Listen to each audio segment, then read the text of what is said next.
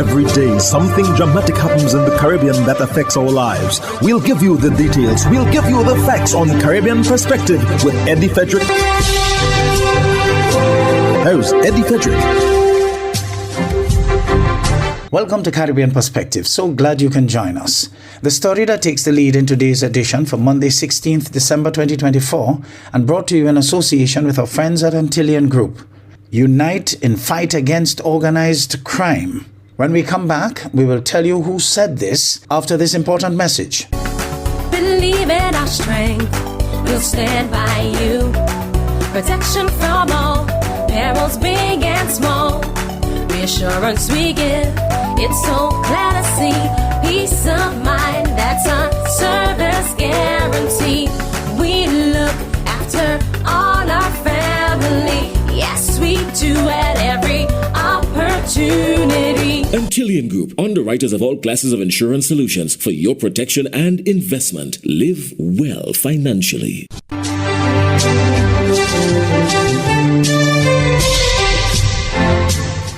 Welcome back. Prime Minister Mia Motley of Barbados is urging countries in the Caribbean and Latin America to collaborate to fight against organized crime. She is sending this clear message as Barbados and 17 other countries sign on to an Alliance for Security, Justice and Development, an initiative created to change the landscape of security in the Americas. Anesta Henry of CBC News has more. Prime Minister Motley wants countries in the Caribbean and Latin America to see the newly launched Alliance for Security, Justice and Development as an opportunity to work together to fight against the devastating effects of organized crime. Addressing the official launch of the Alliance and the signing of its foundation through the Barbados Declaration, Prime Minister Motley says the separation between Latin America and the Caribbean that has come by historic links and as a result of language has now to be bridged. Because it does not exist in the eyes of the criminal community. We have many prisoners from Latin America in our prison. And I'm sure across the entire Caribbean, it is the same. And I have no doubt that Latin America and Central America have many prisoners from the Caribbean who do not speak Spanish but speak other languages, English or French or Dutch. And therefore, the lesson that we must leave here is that this alliance and the ability to communicate and partner at the international level, but within our domestic boundaries, will be the only basis for success in wrestling crime to the ground. Ms. Motley adds that while most regions across the world have theaters of war, this region has theaters of conflict and violence. It is up to us to ensure that our region, not just the Caribbean Sea, but the Americas, remain truly a zone of peace. And the zone of peace will come not simply in being happy that there is no formal war, but being satisfied that guns do not play the same role as if there was formal war. The Alliance aims to promote evidence-based regional, sub-regional, and national actions and public policies to strengthen institutions, prevent community harms, including youth recruitment, and mobilize resources to address and provide coordinated responses to organized crime.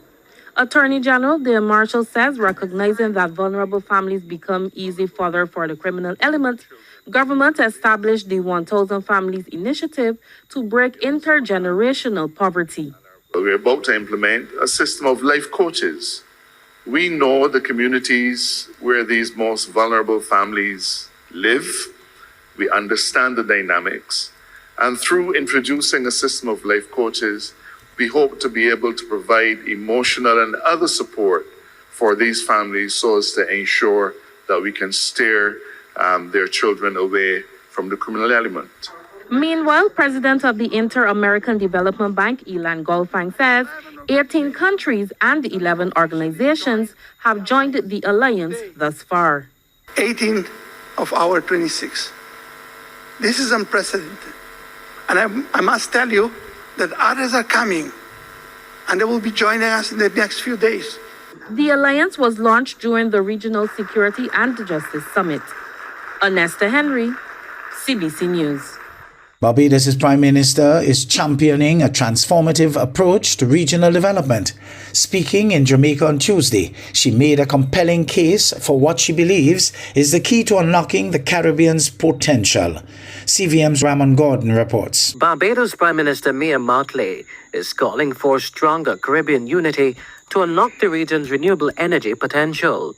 That, as she describes it, as the most important aspect of economic development yet to be addressed by CARICOM. I believe that the region can no longer pursue this independently, country by country, looking and hoping to capture the attention of a small company here, or a small thing there, or a small thing there. But that there is power in having the audit done, which I've asked the International Financial Corporation to undertake for us, as to what is truly the renewable energy potential of the Caribbean community. Motley spoke Tuesday at a lecture honoring the 100th birthday of Jamaica's fourth Prime Minister Michael Manley.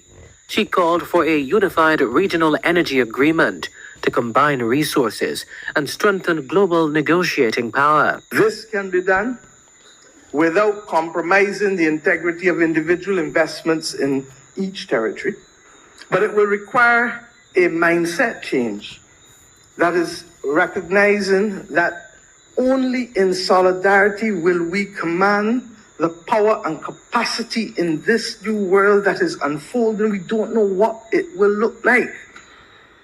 Only in coming together will we give ourselves the best possible chance to fight not only the climate crisis, but the international economic instability that is coming as a result of the many other polycrises.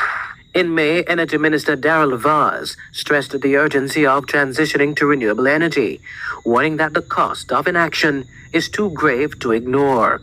With at least 90% of Jamaica's energy needs met by imported fossil fuels, the government aims to generate 50% of electricity from renewables by 2030. On climate change, Motley calls for fairness, urging the world's largest carbon polluters to take responsibility, even as the U.S., a powerful Caribbean neighbor, re-elects a leader pushing for increased oil production and reduced industry regulations. I'm not trying to school the president-elect, but I'm conscious that while we may disagree as to the causes of the climate, we cannot disagree as to the reality of disaster. Ramon Gordon for CVM News.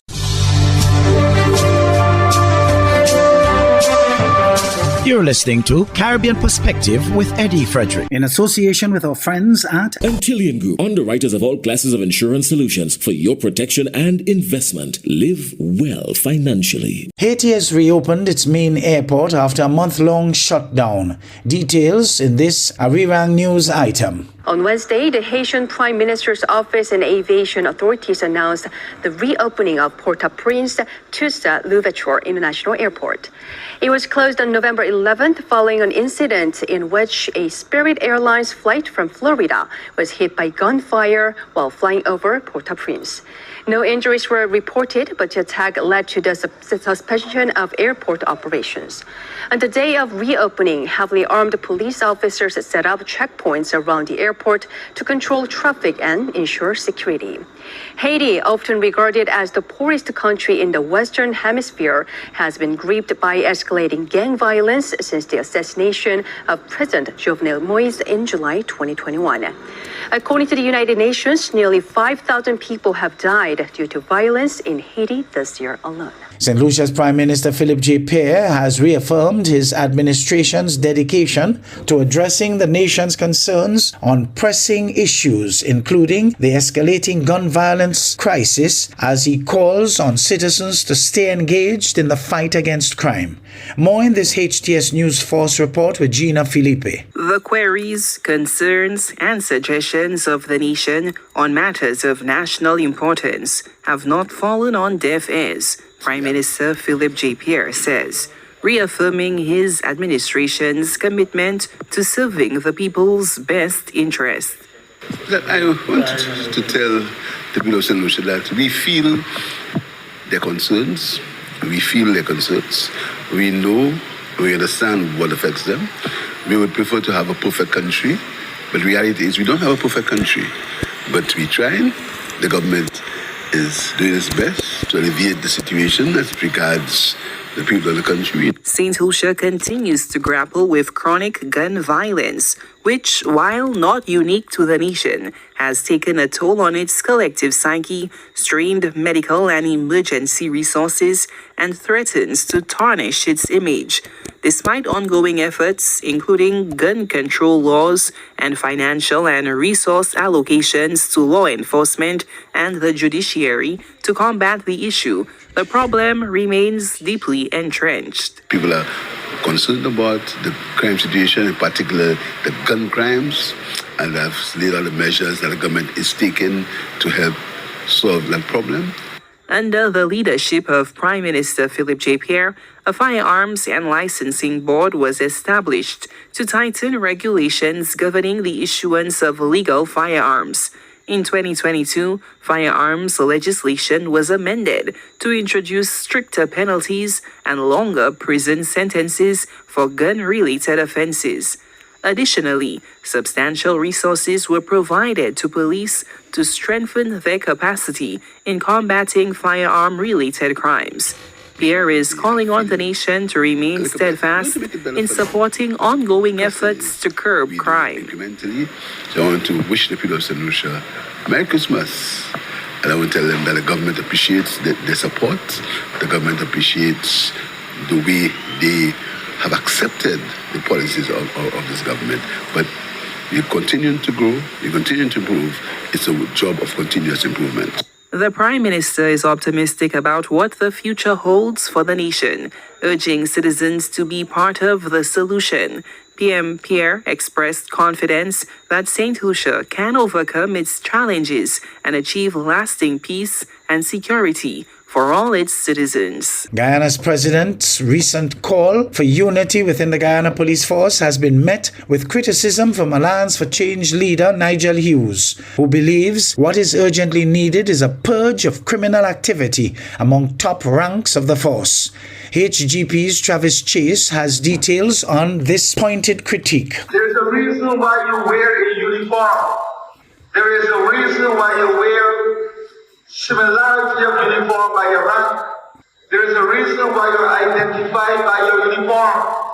Because your uniform is not about an individual. Your uniform is a representation of a collective. That's President Irfan Ali as he sounded a call for unity within the Guyana Police Force. The Commander-in-Chief made those remarks during his address at the annual Guyana Police Force Christmas breakfast on Tuesday. The president believes that unity in the Guyana Police Force is what will make it win every single day. However, as allegations of corruption, cover-ups, and other forms of police misconduct continue to taint the image of the Guyana Police Force, leader of the Alliance for Change, Nigel Hughes, in a stark rebuke to President Ali's call for unity within the Guyana Police Force, believes that a purge of the Guyana Police Force is what is needed.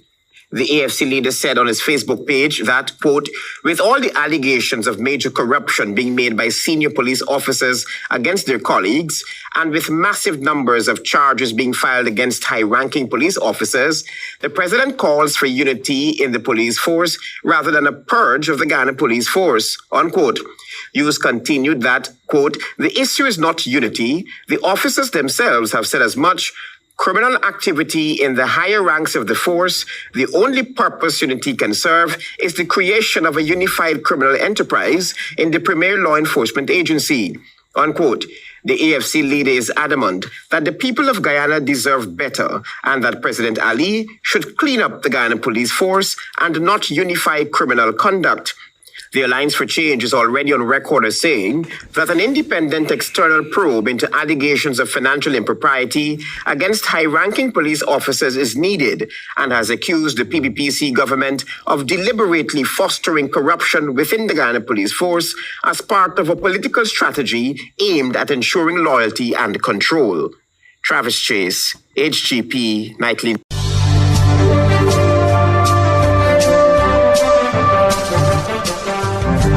I am Eddie Frederick. This has been Caribbean Perspective, a whole new approach to highlighting developments in the Caribbean. In the meantime, please follow us on Facebook and subscribe to our YouTube channel for daily regional news and more, in association with our friends at Antillian Group.